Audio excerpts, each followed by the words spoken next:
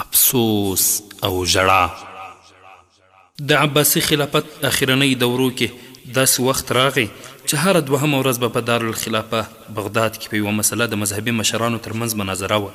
خو وروسته بیا داسې وخت راغی چې په هره مشهوره سلولارې کې به په یوه ورځ بیلې بیلې مناظرې وې. د مناظرو عنوانونه به په لاندې ډول وه: په یوه وخت کې د ستنې پر سر څومره فرشتې کښېنستی سي. دوهمه مناظره به دا وه چې کارغه حلال دی او که حرام. درېیمه مناظره به دا وه د مسواک شرعي اندازه یا سای څومره دی. یوې ډلې به ویل د یوې لویشت باید کم نه وي او بلې به ویل چې له لویشت کمه اندازه هم جایز دی. دا ډول په مختلفو عنوانونو مناظرې لا روانې وې چې د هلاکو خان په مشرۍ تاتاري لښکر د بغداد لارو او کوڅو ته داخلې شوې او هر څه یې ګډ وډ او له منځه یوړل. د مسواک د اندازو حرمت او عدم حرمت والاو جسدونه لویشت کړل شول. د ستنو پر سر د فرشتو شمارلو والا د کوپړیو څخه منارونه جوړ شول چې بیا شمارل یې ممکن هم نه و.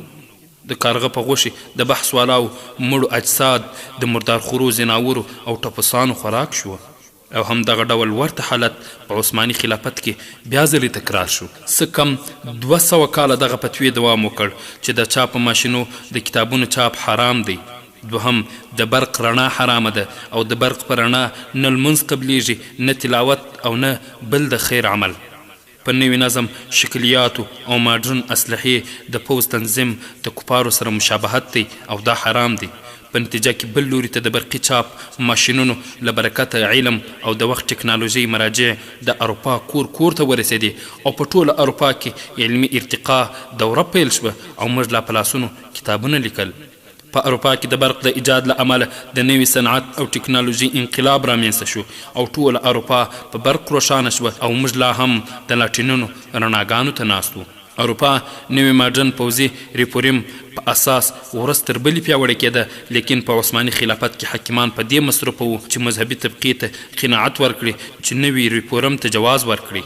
لا ډیر وخت تیر نه و چې په لومړۍ نړیواله جګړه کې د اسلامي خلافت د انګلستان او فرانسې اتحاد مقابل کې ماته وخوړه او تر ننه ټوله اسلامي نړۍ ټوټه ټوټه او په لسګونه حصو وویشل شوه. نن د هلاکو خان او لومړۍ نړیوالې جګړې سلګونه کلونه تیر شول، لیکن له بده مرغه مسلمانانو له تیر تاریخ څخه هیڅ عبرت وانخیست. د نن ورځې مسلمان اوس هم همهغه ډول مناظرې په سوشل میډیا، محفلونو، جماعتونو او جلسو کې کوي.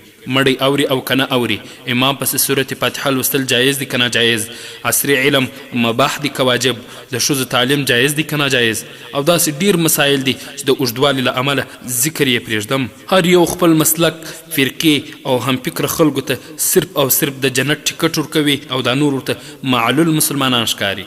د اوسني دور هلاکو خان د مسلمانانو یو هیواد نیست او نابود کړ او لا هم دا سلسله روانه ده. په تیرو 2-3 لسیزو کې افغانستان، عراق، سوریه، لیبیا، یمن، سودان، بوسنیا او فلسطینیانو حالات مو تر سترګو دي. زموږ د ماشومانو، ترسرو، ضعیفه میندو، پلرونو او نورو مسلمانانو د جسدونو څخه منارونه جوړ شول او لا هم یې جوړوي. یوازې په تېره یوه میاشت کې په فلسطین کې د 100,000 ماشومانو او ترسرو په سلګونه زره لیټره معصومه وینه توی شوه او له جسدونو منارونه جوړیږي. لیکن زه او ته پرته له غندنې او له ښېراو بل څه نه لرو. دشمن مو اوس هم په نړۍ کې د برم، دبدبې، شان، شوکت او سپر پاور په حیث ژوند کوي، لیکن زموږ وطنونه لوټې شول، بند مات یو او بیا هم په کاذب غرور اخته یو چې موږ مات کړل. اوس هم ډیر اسلامي هیوادونه د کفارو خیراتونو ته ناست دي او بیا دعوې د ازادۍ کوي. اوس مهال د امت هره پیغله دوام معتصمات چغې وهي، لیکن موږ یوازې اعلامیه خپروو او د هر مسلمان هیواد مذهبي طبقه دا فتوا ورکوي چې خپلو هیوادونو مصنوعي سرحدونو نور اخوا په موږ جهاد فرض نه دی. اغیار د ویرې بې همتۍ ته د تیښتې او جواز لار لټوي. دشمن د خپل اتومي او بیولوژیکي وسلو له امله کولی شي چې ټول هیواد سره د وګړو راته په 100 دقیقو کې د ځمکې پر مخ ختم کړي، لیکن موږ لا هم د ساینسي علوم په وجوب قائل نه یو د خپل سرونو پورته اختیار نه لرو او دشمن مسلګونه کیلومتره لري په خوندي او مستریحه کوټو کې د کمپیوټر تر شا ناست دی چې مختلف ډولونه کاپي او نوشابه په مخ کې ورته پرتې وي او موږ یو د ډرون او لرې ویشتونکي میزایلونو په واسطه په نښه کوي او موږ لا هم په انسانانو پورې بمونه تړو او انفجار ورکوو چې د مجبوریت اخیری حد دی او بل لوري ته هم د سني شیعه حنفي سلفي تبلیغي دیوبندي او داسې نورو ډلو نغمې او زمزمې غږوو لا هم په دې لګیا یو چې ږیره یې لنډه ده او که اوږده حیاتي او که مماتي لیکن د دشمن مرمۍ زموږ ترمنځ هیڅ توپیر نه کوي یوازې د مسلمان په نامه زموږ له سینې څخه تیریږي د محمد رسول الله صلی الله علیه وسلم امتي لورګانې ماشومان او مسلمانان د خپل عظمت د پټونې د امن امان او د ژوند لپاره د امت د رحم څادر غواړي لیکن د محمد صلی الله علیه وسلم په وطن کې عرب لګیا دي په میلیونونو ډالر د سپیو د ښایست نړیوالې مسابقې جوړوي چې ستا سپی ښایسته دی او زما بدرنګه د الله په خاطر راځئ په خود راشئ د یو متحد او خپلواک محمدي امت په هیله ستاسو ورور محسن